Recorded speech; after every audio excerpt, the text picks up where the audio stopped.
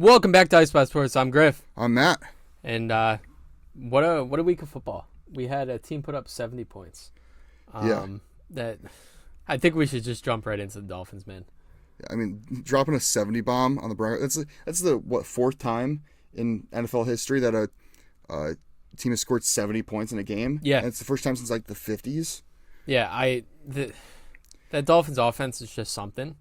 And the Broncos are in trouble. Yeah, I mean, Mike McDaniel's is just playing Madden out there, recruiting all the fastest guys and getting them the ball. But it's the first time a team scored over 60 since, I think, in 12 years. Yeah, I believe so. I don't know. It was just unbelievable. Like, it was historic. Tua didn't throw an incompletion until like in either the end of the first half or the third quarter or something like that. The running backs, I mean, where do we even begin? Raheem Mostert, 13 carries, 82 yards, 3 touchdowns. He had 7 catches, 60 yards, and a receiving touchdown. As of right now, after 3 weeks, he's the number 1 running back in fantasy. Yeah, I can't believe that. I mean, he was going late, like 10th, 11th rounds in most drafts. I did not have that on my bingo card. But and then he wasn't even the most impressive running back in that backfield. Devon Achane, or Davon Achane, he sent a whole big thing yesterday talking about the pronunciation, but it's no longer Achane, it's like Achane. He had 18 carries, 203 rushing yards, 2 rushing touchdowns, and then added 4 receptions for 30 receiving yards and 2 receiving touchdowns. So he had 4 touchdowns as well. I mean, 8 touchdowns between 2 running backs. It's just comical. Like, yeah, this is going to be a historic offense, and they're going to be tough for anybody to beat. I think this is the Dolphins' year. Yeah, maybe their defense has had some struggles, but you think down the line you're going to get Jalen Ramsey. That's really going to beef up that secondary. I mean, yeah, Ramsey with Xavier Howard, if he could really turn it around. Xavier Howard's been a little meh to start the year, and last year he didn't have a great year. But this Dolphins offense, I don't see how many teams could put up more points than them at the end of the day. Yeah, I mean, again, speed. That's what that offense is built on. And Tua is the type of guy that all he's got to do is get the ball to, the receiver or the running back and let them, make a guy miss and make a play. Well, that's the thing. They dropped 70 without Jalen Waddle. Yeah. That's even, like, the more you look into the game, the more comical it is. I mean, I think the funniest part is that when Tua came into the league and Sean Payton was saying that he's going to be benched for Teddy B, and Tua comes out and drops 70 on his head. Yep. That was. Did you see the picture of Mike McDaniel's out in the stands? Who wants to call a play for me? Yeah, who wants to call a play? Who do you need to score for your fantasy football matchup this week? Oh, Mostert. We'll give him another touchdown. We'll get him his 4th. Yeah, that's just nutty. I mean, like you said, this is definitely a historic offense. We're going to be talking about this in future years. It's going to be like, oh, remember that time Dolphins laid 70 points on the Broncos? It's really putting together a Madden offense. Like, just find guys with 95-plus speed, throw them out there, and just get them the ball, and that's what they're doing, and apparently it works in real life. Yeah, I mean, that wasn't the only reason Week 3 was crazy. We had 3 what I would qualify as upsets. Yeah. Starting off, Indianapolis beat Baltimore. I mean, I did say that was a trap game last week, but I was too afraid to actually pick Indianapolis, so I'll take the L there. I mean, it was a close game, went to overtime. Lamar had 2 rushing touchdowns and over 100 yards on the ground, but couldn't get it done. They just can't get it done through the air right now. A lot of it probably has to do with the fact that their O-line is just so banged up. Their defense is really banged up. But, man, Gardner Minshew looked pretty solid. He did. It makes you think, is Shane Steichen's offense system offense, Well, the thing is, like, I really thought Baltimore was going to have a day through the air. Indy's secondary is just not good, and they performed. Yeah. That's the reason they won the game. They shut down the receiving core. They shut down Zay Flowers, and they got it done. Yeah, I mean, Zay Flowers still had a decent day. Yeah. I mean, he's somebody that I'd buy low right now in fantasy. 100%. I he's going to finish with over 1,000 yards this year receiving. That's not the only upset though. Houston not only beat Jacksonville, they put a hurting on Jacksonville. Yeah, they did. Stroud picked apart Jacksonville's defense. He had 280 yards and 2 touchdowns passing, and Tank Dell was really good as well. Shout out to him. We had him on our week 2 waiver wire watch, and he went and got 5 catches, 145 yards, and a receiving touchdown. Yeah, he's going to be special. I loved watching him at Houston just because he's so fast and just he's got the big playability, and we're seeing it here in the NFL. He's really building that connection with CJ Stroud. Yeah, and they're gonna be pretty fun to watch. Yeah. Oh yeah. I mean, because he's a speedy guy, but he's a pretty good route runner as well. And he's small. Yeah, I mean, he can get the separation. Yeah. And then the highlight of that game for me was Andrew Beck with the 85-yard kick return touchdown. Whoever heard of a fullback getting a kick return touchdown? Like, I don't know. Yeah, I don't know. And then, so I mean, I bet a lot of people picked Jacksonville as a survivor's pool pick this week. And if you're like me, you picked Dallas, you faded Arizona, and Josh Dobbs just tore those dreams apart. And James Conner. Yeah. James Conner so far this season has 51 carries, 266, and 2 touchdowns. I would like to say that before the season started, I said on the pod that James Conner is my fantasy ride or die this year. And for good reason. I mean, you're going to have to rely on the run game when you you have a mid quarterback. That's not really a knock on Josh Dobbs. It's just the fact that, I mean, it's the truth. Yeah. And you're not going to be able to air it out all game long. You're going to have to rely on the run game. The run blocking is going to have to be exceptional if you're going to want to pull off these wins. And James Conner had a day. He did. I mean, nothing brings me more joy as an Eagles fan than seeing the Dallas Cowboys lose. And it brings me even more joy to see them lose to arguably the worst team in the league. I mean, Arizona beat Dallas pretty bad. I mean, Dak, come on, he's mid. I mean, he's been put in a great situation from the get-go. You know, he's had wide receivers like Dez Bryant, Amari Cooper, now CeeDee Lamb. He has Brandon Cooks now too. And Gallup. And Gallup. I mean, he's always had weapons, and then he's had a backfield of either Ezekiel Elliott or Tony Pollard, who are both, prime Zeke was one of the best running backs in the league. Dude, you know who looks pretty good is Rico Dowdle. Yeah, that's surprising to me. He was getting a lot of touches. He's pretty explosive. The defense is really hurting without Trevon Diggs too. Yeah, I 100% agree. I mean, they look slow and just all they really had to do was feed Hollywood that game. Yeah, feed Hollywood, get it going on the ground, and that just set them up for success. And right from the jump, they had that game. Mm-hmm. Yeah, no, I mean, you can definitely tell Dallas was looking past this game and onto probably I don't know this week's game or next week's game, because how do you go out there and lose to the Arizona Cardinals? I mean, I don't know. Speaking of teams that didn't have it from the start, Chicago Bears. Man, the Bears, they stink. I would like to go out on a limb, and I think last week I said that Carolina may be worse than the Cardinals. The Bears are worse than both of them. Yeah. the Bears, I'll say right now, the Bears are once again the worst team in football. Yeah, I mean, they did play one of the best teams in football in Kansas City, but the way they came out there and the way they performed was just lackluster.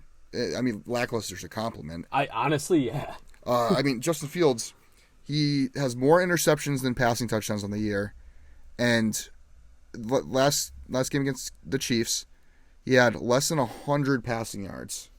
He threw for 99 passing yards. I think maybe he was a little starstruck. He looked up. He saw Taylor Swift up in the box. Yeah. Oh man. We're not going to talk about that. I'm sure you've already seen every single other person. That's all my Twitter is right now.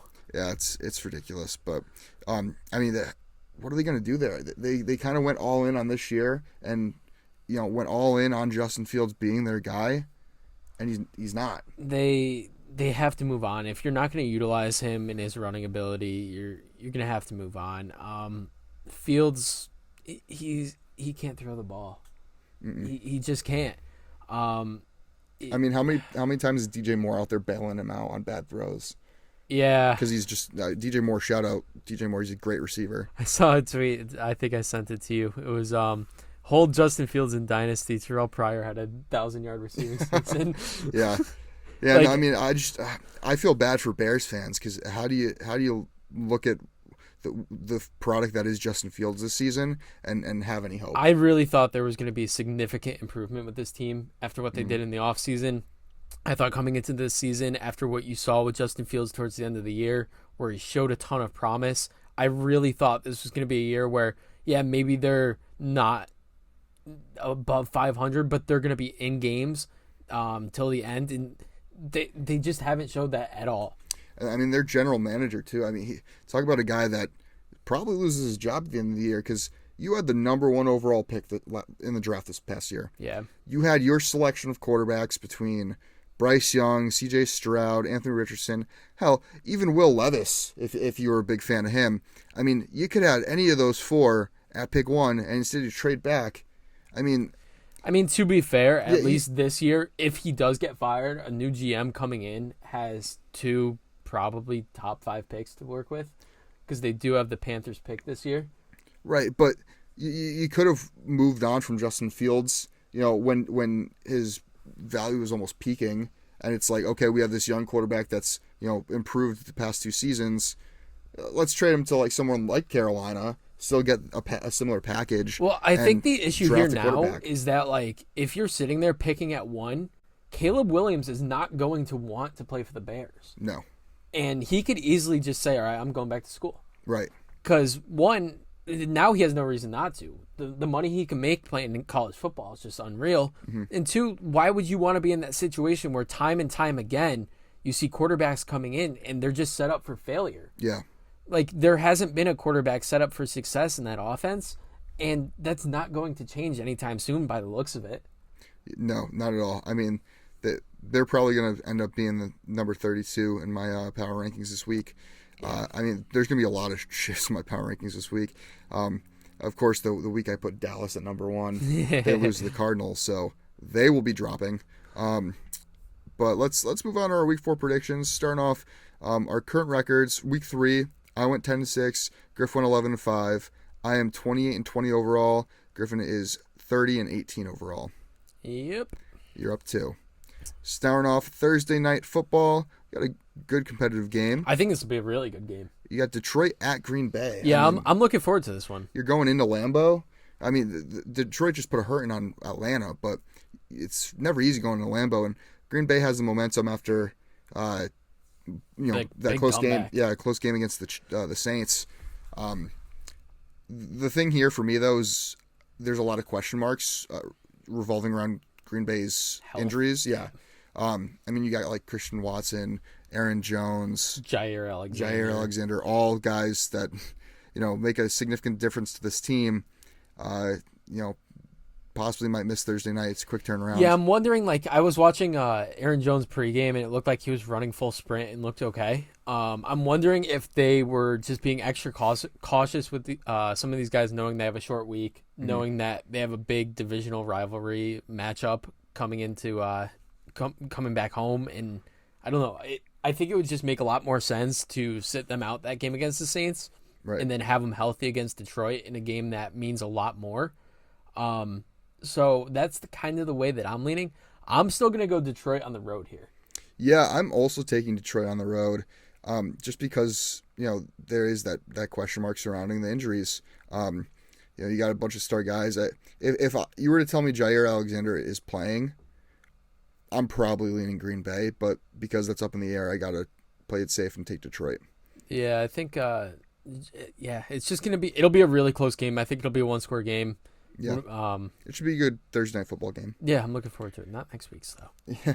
And so Sunday morning, London game, Atlanta at Jacksonville. Yeah, I hate it. I hate London games, and Jacksonville's playing back to back.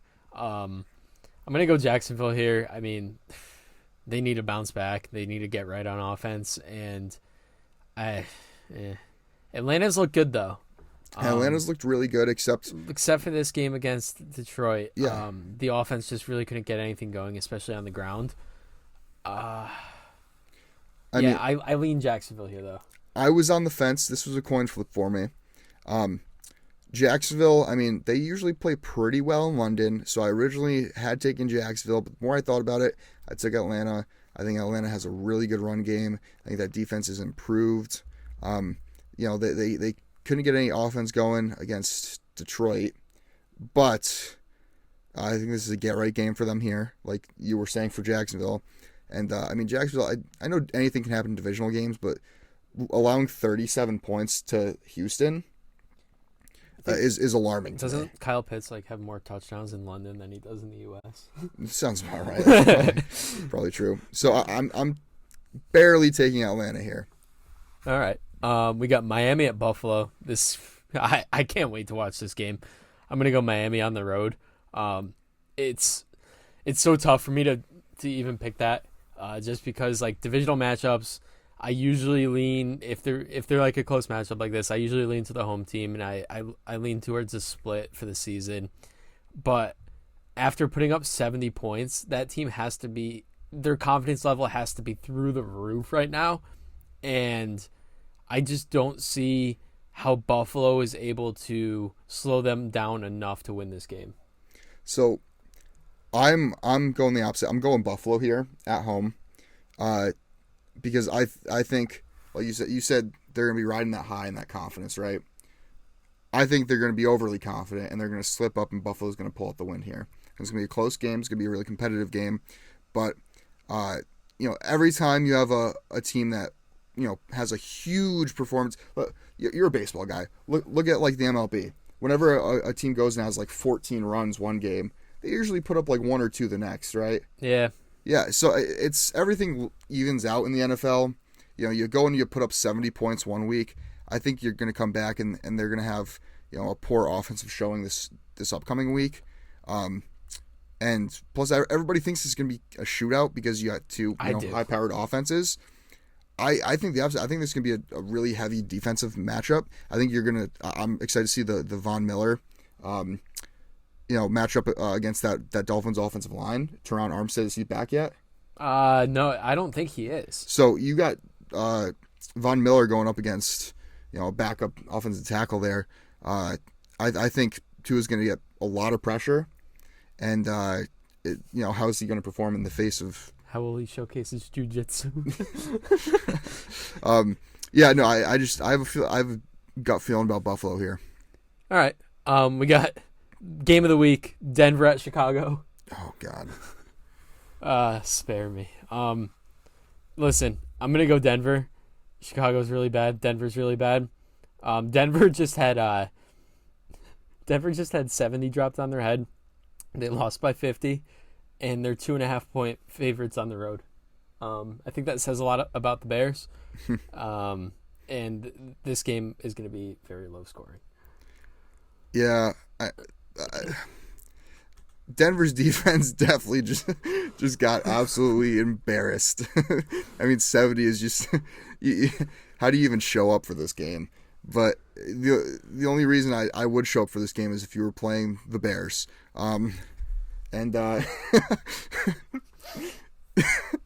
So Denver. Russell Wilson hasn't actually looked that bad. If it weren't for the defense letting up 70 points. I think the worst part is you're down by 50 and Russell Wilson's still in the game. Yeah. But Chicago, you're right. Chicago is that bad. Justin Fields, Pat Surtain probably locks up DJ Moore. Yeah. He did get pretty exposed against Miami, but this is a get-right game for Denver. Sean Payton must be seething with anger after getting all those points. Listen, I'll tell you one thing for Chicago is I'm starting Roschon Johnson all day long after that performance from the Miami running backs against that Denver defense. Yeah. Let's just move on. Give me Denver. Baltimore at Cleveland. It's so hard to not go Cleveland here, and I'm going to go Cleveland. They just allowed less than 100 yards to Tennessee, which, granted, Tennessee is also not a great offense, but Baltimore coming off a pretty embarrassing loss, I'd say. Lots of high expectations for Baltimore this year, and so far their offense just really hasn't gotten going. They had a good win against Cincy. They struggled in the first half against the Texans. And Cleveland, their defense is going to carry that team. And I think it's going to be really tough for the backups on the O-line if they're still banged up and if Linderbaum and Stanley are out. Like, I just don't see a way that Myles Garrett's not in there every single time that Lamar drops back to pass. Yeah, and it's not just Myles Garrett. You got Zadarius Smith back there too, is no slouch. I like Cleveland at home. Cleveland surprised me because I thought they were going to take a step back without Chubb. In fact, they didn't lose any step at all. Yeah. They went right in stride, and they won week 3. Give me Cleveland at home. All right. We got Cincy at Tennessee. Tennessee, I mean, you just said it. They were bad week 3. Yeah. I mean, they're really home, bad. But Cincy looks like they've finally kind of gotten, their swag back. With after last night's win over the Rams. Listen, just get the ball to Jamar Chase, and you're gonna have no problems winning this game. 100% agree. Yeah, I'm taking Cincy on the road here. Yeah, and Tennessee's secondary isn't the greatest. You got T. Higgins, Jamar Chase. I mean, mixing out the backfield. As long as Burrow is still healthy, I mean, that calf, it's going to be a weekly thing for the next couple of weeks. Yep, it's going to be tough, but he's going to have to, as long as it's not going to cause any significant damage, like, he's going to have to play through pain. Yeah. Because the team needs him to. Right. I mean, who's their backup? Jake Browning? Yeah. Like, that's not a guy that's going to come in and step in and win you games. He's no Gardner Minshew. No, 100%. Like, you start off 0-2. You have that bounce back win last night. And you have what should be a gimme here. No win's a gimme, but you know what I mean. Yeah. On paper they should. It's a game they should win probably 9 times. And then all of a sudden you're 500 after week 4. Give me Cincy. Yep. Rams at Indianapolis. Yeah, I'm gonna go Indy here. Indy at home, coming off a huge win for them. Probably getting Anthony Richardson back this week. And I think Anthony Richardson has a day. I think you saw the flashes of what he was capable of in the Houston game before he went out with a concussion. Mm-hmm. And you saw some flashes against Jacksonville week 1. Sure, he had a stupid pick that he threw, but for the most part, he's looking like he's becoming more comfortable. And I think he's going to be a big difference maker, especially with his legs. It's going to be tough coming off a concussion to have that confidence to scramble, and he's just got to learn to get down. Don't take the hits, and this team might be pretty solid this year. Yeah, I mean, and you might be getting Jonathan Taylor back in next week. Another game that was a coin flip for me. Went back and forth. I eventually settled on the Rams. Yep. The Rams have stayed in every game they played this season. I mean, you go out, you win week 1. You then lose a close game to San Francisco week 2, who's one of the best teams in the league. And then, you lose last night to Cincinnati in another close game. And Cincinnati, I mean, although they started 0-2, it's still the Bengals. I mean, that's still a really good team. In Cincy. Yeah, in Cincy. I like the Rams. Stafford looks like his old self. He looks really good. Yeah, he struggled a bit last night, but yeah.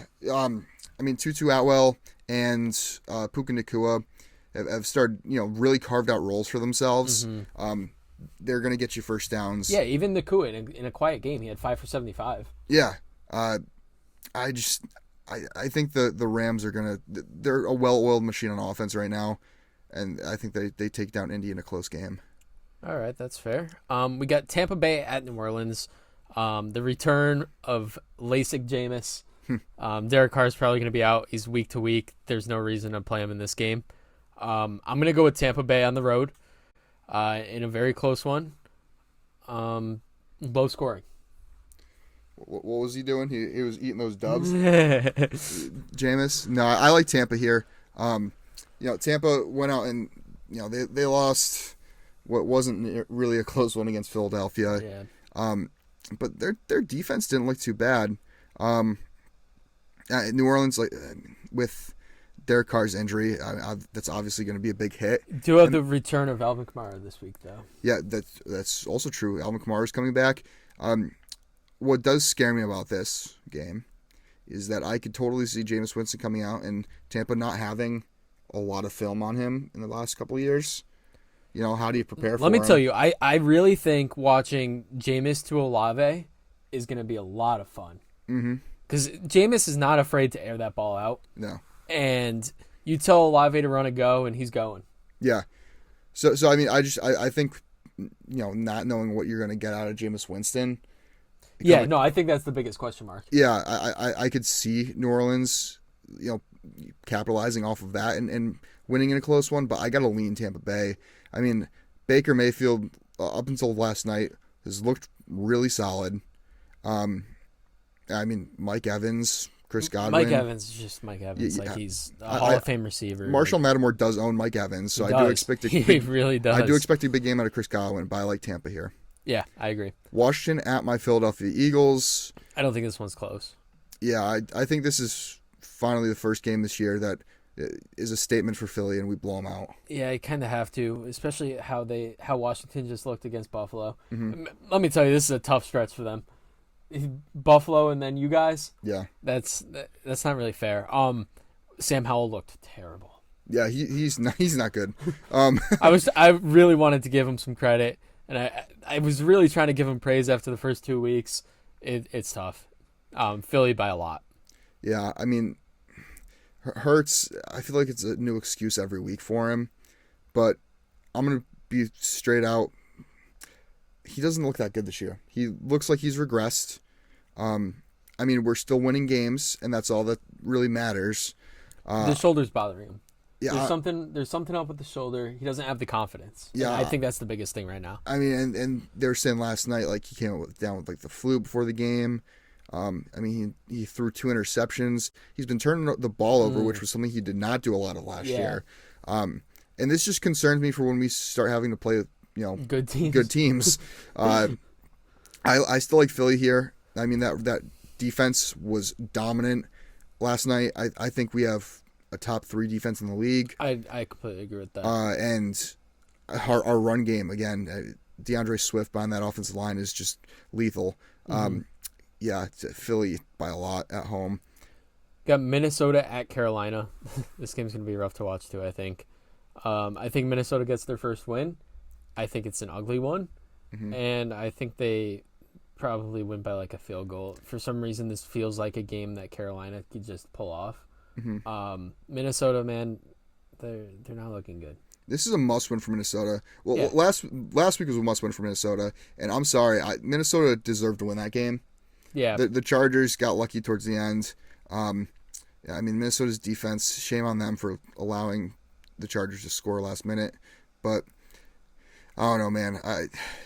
How do you stop Justin Jefferson? You don't. And Carolina, I just don't think has the defense capabilities to.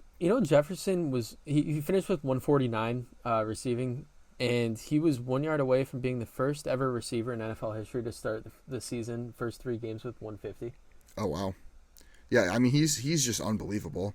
But I mean, you start out 0-3. If I'm Justin Jefferson, I'm going up to management for the Vikings, and I'm like, why should I sign a contract extension with you guys if we can't win? No, I agree. I mean, Kirko has been lighting up the stat sheet. It's just this defense in Minnesota has been horrible this year. And last year, they were the worst. They were the worst pass defense. Madison had a better game. I didn't really pay attention to that game. Did he have a fumble early on? I don't see a fumble on here.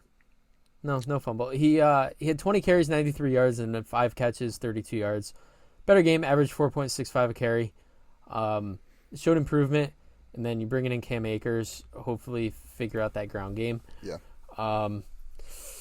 Yeah, I'm going to go Minnesota still. I really do think this is a close one, though. And if the Vikings start 0-4, you got to make some decisions.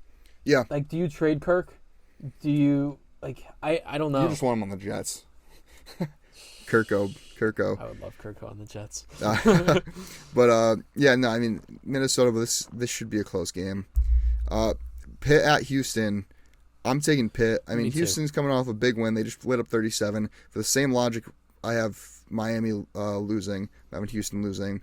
You have a big game. You're overly confident. You're going to go in underprepared. You're going to lose. Plus, Pitt's defense is just awesome. Yeah. Coming off another big win for them. Mm-hmm. That's 2 in a row. TJ Watt is a monster. He's a game wrecker. He really is a game wrecker. Yeah, I'm going Pitt as well. Although, I mean, Houston's offense has looked pretty solid. So I get to see it being somewhat close. Najee Harris looks like he's running with jeans on though. Wet jeans. Yeah. He's got no explosiveness. Like I don't know what's going on there. Yeah, no, I don't know what he's fallen off. Vegas at the Chargers. Garoppolo concussion protocol. Mm-hmm. He's hurt once again. Mm-hmm. Surprise, surprise. I got to go Chargers at home. I mean, you ride that momentum. You just beat Minnesota. You escaped barely. Yeah, I'm also going the Chargers here. But Mike Williams is out with the ACL tear for the rest of the season. That's a huge blow. But Keenan Allen looks like a top 3 receiver in the league right now. Yeah, no, I've always been a huge fan of Keenan Allen. Me too. He's one of the better route runners in the league, and he's just one of these guys he's always open every play. And I'd really go out on a limb and say he's the top 3 route runner too. Yeah, probably. I mean, you got to put like Adams up there, and Hill I think is a pretty good route runner as well. But I don't see Vegas with who's their starter going to be. Aiden O'Connell. I don't see them beating the Chargers. Yeah, no, I agree. And Josh Jacobs has had a slow start to the year. Yeah, he's got to figure that out. Yeah, especially if he wants that contract somewhere. Yeah, for sure. Next up, New England at Dallas. Yeah, I mean, this is a get-right game for Dallas. They have to bounce back. Mm-hmm. I really do think this is going to be a close one, and I really, really, really thought about taking New England here. Wow. Okay, so I'm glad it's not just me. Yeah, no, I almost highlighted it. I really think this is like a 3-point game either way. New England's defense is really solid. Yeah, they have a top 10 defense in the league. 100%. Christian Gonzalez. He's so good. What a steal. I'm so glad I picked him to win Defensive Rookie of the Year. Oh, my God. He's a stud. And, I mean, granted, it's Zach Wilson, and it was in the rain, whatever. They were missing all 3 Joneses at corner. Yeah. And they still locked everyone down. Yep. So you got that mixed with the pass rush. You got Matt Judon coming off the edge, who's a game wrecker himself. Yep. It's going to be a tough day. Dallas is going to struggle, I think. I think they're going to come out the gates pretty slow. And I think if Mac Jones is able to attack downfield and take advantage of no Trayvon Diggs, this New England team could pull it off. I could definitely see New England pulling this one out.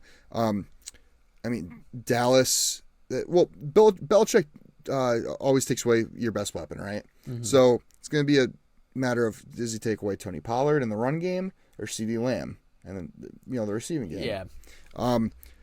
So I mean that's going to be a fun matchup to watch. I think it's going to be more so taking away that run game. I think he's going to be stacking the box a lot. I really agree. Try to stop Dak Pollard. Throw it. Yeah, and make Dak beat you. I think Christian Gonzalez finishes the game with an interception as well. I could see it. But I think Dallas at the end of the day will end up pulling it out. That they need to win after losing to Arizona. You need to win. Yeah, no, I agree. I think the defense just has to get right too. Yep. I expect a lot of pressure from Micah Parsons this game. Yeah, it's crucial for your confidence. Yeah. And speaking of Arizona at San Francisco, Arizona falls back down to earth. I think they lose here. San Fran, pretty big. San Fran's, they're just so good. Yeah, and I mean Nick Bosa's a beast. Everybody on that, I mean, every level that they have so much cap space too. Yeah. Like I was looking at this. It was a Twitter thing about if Devontae Adams becomes available. If they could go out and get Devontae Adams, if Vegas keeps struggling and they decide to trade him, they could add him for nothing. It would do nothing to their cap. But even now, without that, they've got so many playmakers on offense. And defense. Yeah. You got Brandon Ayuk. You've got Debo, George Kittle, McCaffrey. CMC. It's a fun team. Yeah, I hate how good San Francisco is. I mean, it's San Francisco and Philadelphia's conference, and that's likely what that conference matchup's going to be come the playoffs. And I mean, they worry me. Brock Purdy looks really good. He does. But also, man, Trent Williams is a thug. I just want to come out and say that, bro. How do you go and punch another player in from under the helmet too? Yeah. And you don't even get ejected. Yeah. It's negating penalties because either team has penalties. That's ridiculous. And don't tell me you sit here and the officials didn't have a good angle of that. It was all over Twitter. Mac Jones is a thug too. He punched Sauce in his private parts. Yeah, his gonads. Doesn't want him having kids. Yeah. But rant out of the way. Speaking of the Jets, we got KC Sunday night. Let's go, man. Yeah. Oh, I can't wait to watch the Jets get 50-balled. Oh, man. KC looks really good. If Taylor Swift's at this game, forget it. Travis Kelce's going for 2 touchdowns. She does love MetLife. Oh, man. I gotta go KC. I don't think anybody could look at this Jets team, look at how Zach Wilson has played, and have confidence in saying that the Jets could win a game. Yeah.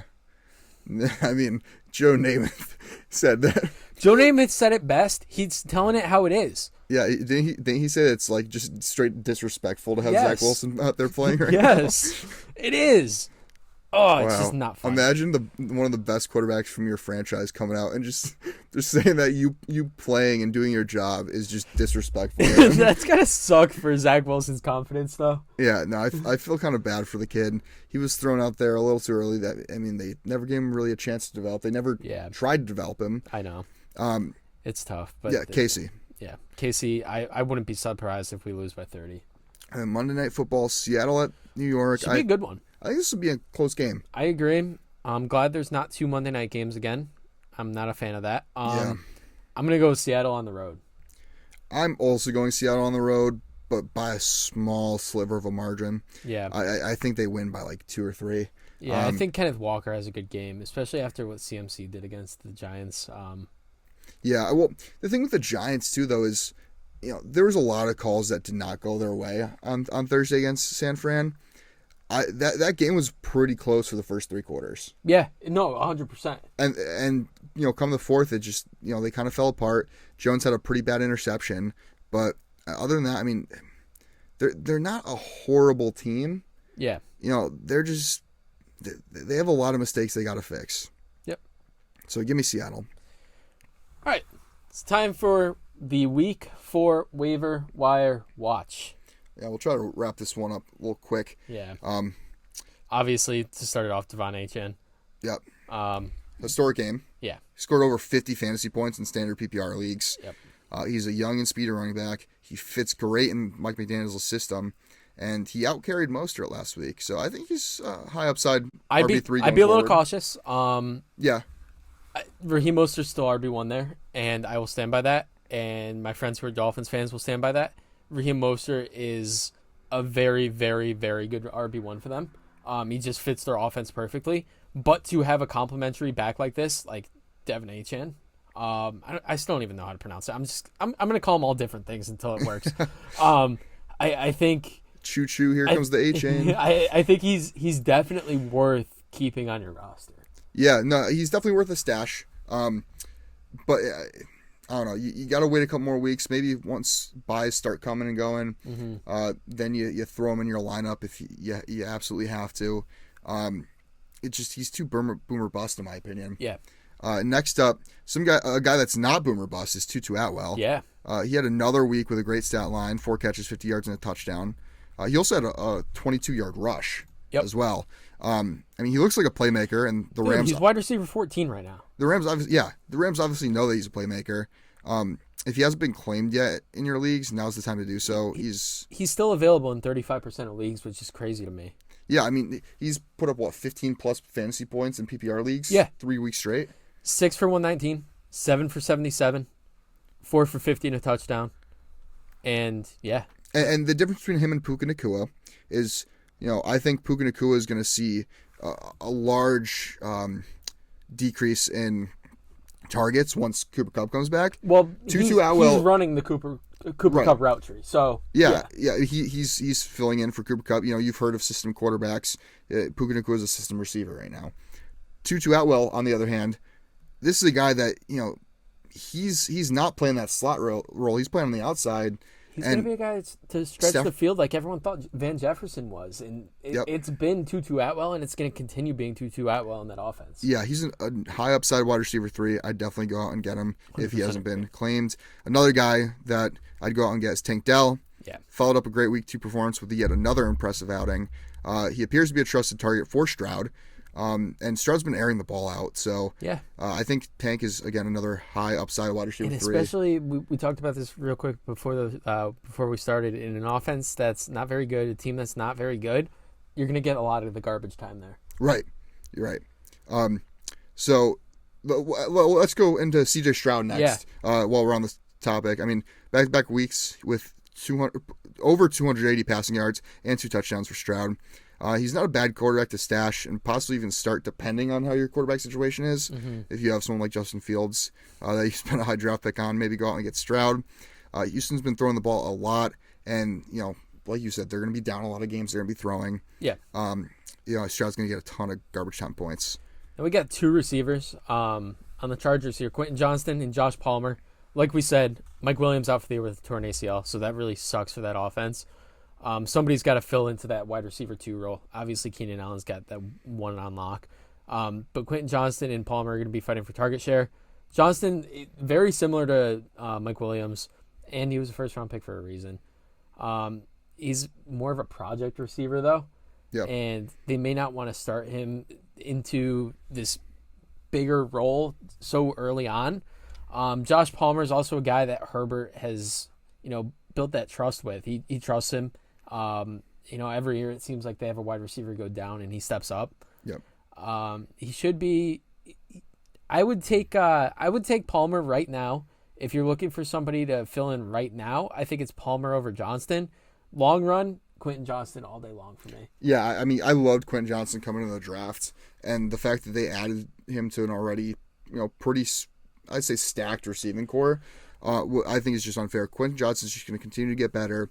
He's like a taller, faster Treylon Burks. Well, the thing with him, I really thought he was pretty similar to Mike Williams to begin with.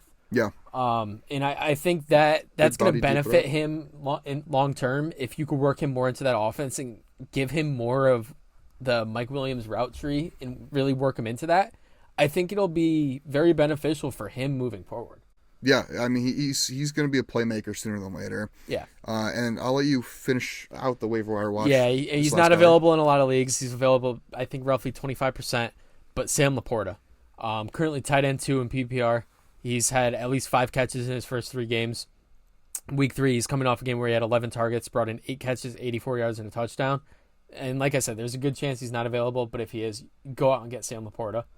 Yeah, I mean, he's been a safety blanket for Jared Goff. And, I mean, it's really rare to see a rookie tight end step in and, make an immediate impact. But Laporta isn't like most rookie tight ends. No. I mean, he's a receiving monster. Especially in, dynasty or keeper leagues, if you can add him. If he already isn't added, it should be a priority to get him on your roster. That's going to wrap us up. Yep. Enjoy the week of football. We've got some good games, some not so good games. Mm-hmm.